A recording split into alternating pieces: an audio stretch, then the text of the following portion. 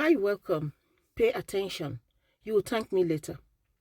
If you have any sort of fear regarding this upcoming wedding, upcoming marriage, put a stop to it now. Sort out whatever the problem is.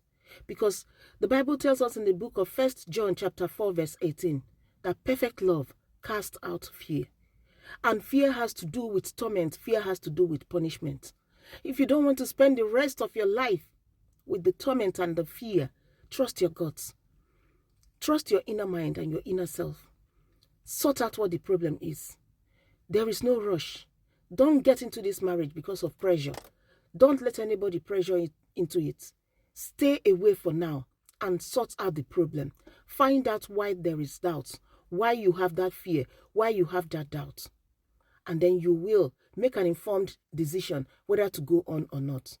Another point I want you to note here and take very seriously is find out what kind of marriage you're getting into. Because today, in today's world, we have three kinds of marriages. Three kinds. One is the marriage to a traditionalist. A traditionalist. Find out what your husband, what your partner believes in, what he wants from marriage. Then you will know. Then the second one is, you both may be Christians, but some Christians believe in Judaism. They believe just in the Old Testament. Find out where you belong, where your partner belongs, so that you can go into this marriage understanding what is expected of you.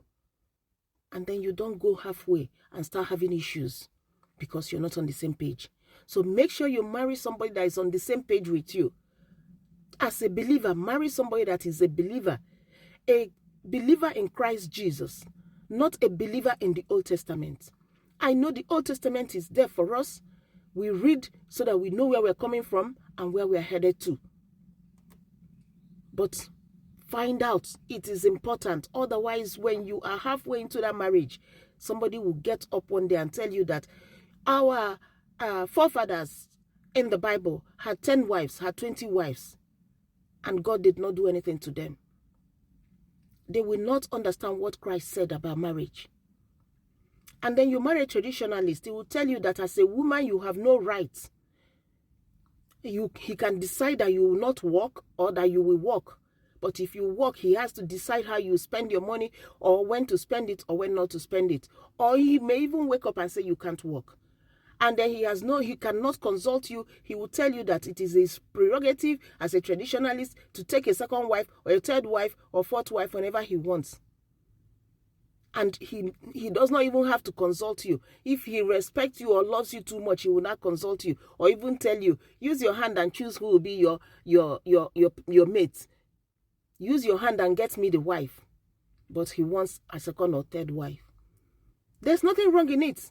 As long as he puts all the cards on the table, then you make your decision. If you still want to go into that marriage, good for you. You're going in there well informed, knowing what you get, so there will be no problem or complaint in the future.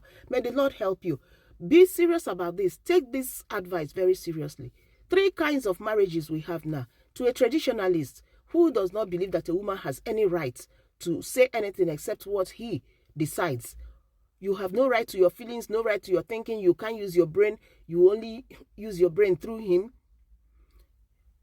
You have the people that believe in the Old Testament. They can do whatever they want as long as it's in the Old Testament and they tell you they are Christians.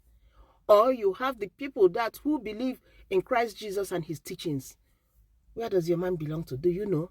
Find out now before it is too late. God bless you. Bye. And I wish you luck.